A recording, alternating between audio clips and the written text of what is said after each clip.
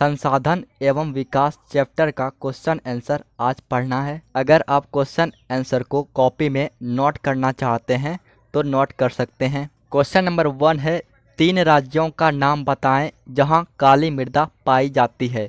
इस पर मुख्य रूप से कौन सी फसल उगाई जाती है? तो हमें 3 ऐसे राज्यों का नाम बताना है जहां पर कैसी मृदा पाई जाती है? काली मृदा। और इस पर कौन सी फसल उगाई जाती है वो भी बताना है। आंसर है महाराष्ट्र, मध्य प्रदेश और छत्तीसगढ़ में काली मृदा पाई जाती है। हमें क्वेश्चन में 3 ऐसे राज्यों का नाम पूछा गया है जहां काली मृदा पाई जाती है।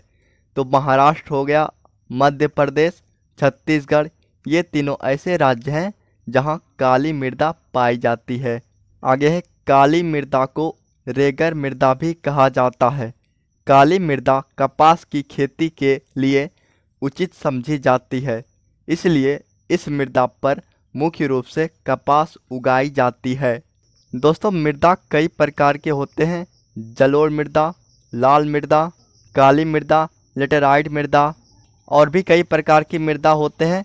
इनमें जो काली मृदा होती है जिसे रेगर मृदा भी कहा जाता है, काली मृदा पर कपास का उत्पादन अन्य मृदाओं के तुलना में सबसे अधिक होता है, इसीलिए काली मृदा पर मुख्य रूप से कपास उगाई जाती है।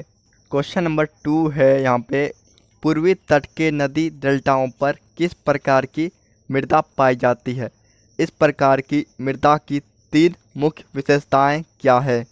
तो आपको बताना है कौन सी मृदा पाई जाती है पूर्वी तट के नदी डेल्टाओं पर और इन मृदाओं का विशेषताएं क्या है। इसका आंसर है पूर्वी तट के नदी डेल्टाओं पर जलोढ़ मृदा पाई जाती है। किस प्रकार की मृदा? जलोढ़ मृदा। इस प्रकार के मृदा की निम्नलिखित विशेषताएं हैं। अब विशेषताओं को देखते हैं। हमें 3 विशेषताओं के बारे में बताना है, क्वेश्चन में पूछा गया है। नंबर 1 है, जलोढ़ मृदा बहुत उपजाऊ होती है।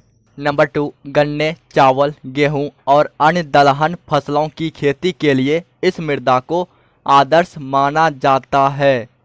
ये जो जलोढ़ मृदा है, जलोढ़ मृदा को किस प्रकार के खेती के लिए आदर्श माना जाता है? तो गन्ने, चावल, गेहूं और अन्य दलहन फसलों के लिए। तो ये सब विशेषताएं हैं जलोढ़ मृदा की। नंबर 3 देखते हैं। जलोढ़ मृदा वाले क्षेत्रों में गहन कृषि के कारण जनसंख्या घनत्व अधिक होता है। दोस्तों, मैंने नंबर 1 में बताया था जलोढ़ मृदा बहुत उपजाऊ होता है। अगर उपजाऊ ज़्यादा है जलोढ़ मृदा तो गहन कृषि होगा, तो गहन कृषि के कारण जनसंख्या घनत्व भी अधिक होगा। क्वेश्चन नंबर 3 देखते हैं। पहाड़ी क्षेत्रों में मृदा अपरदन की रोकथाम के लिए क्या कदम उठाने चाहिए? दोस्तों, मृदा अपरदन पहाड़ी क्षेत्रों में बहुत बड़ी समस्या है।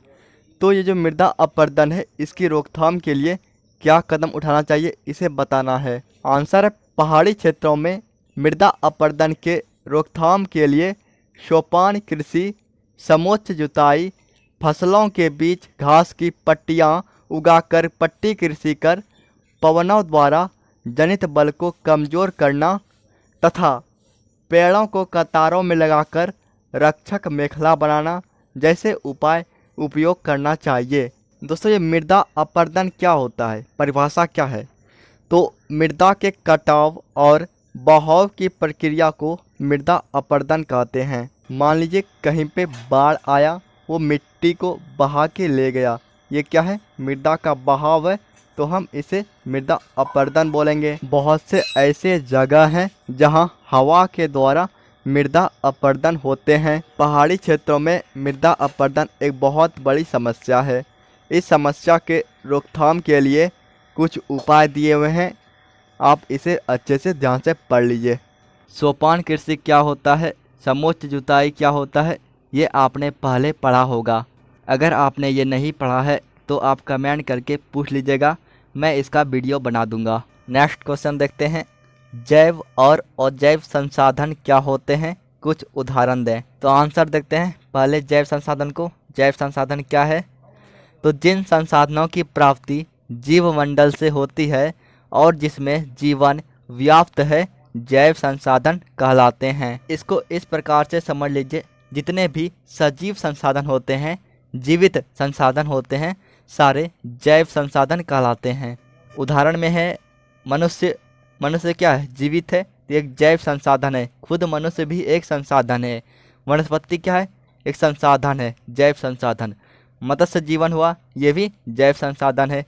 पशुधन हुआ, ये भी जैव संसाधन है।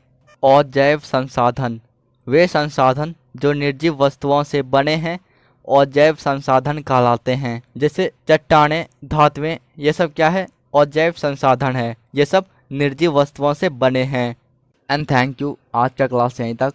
मैं इसके बाद जो क्वेश्चन आंसर है उसका वीडियो अपलोड करूँगा।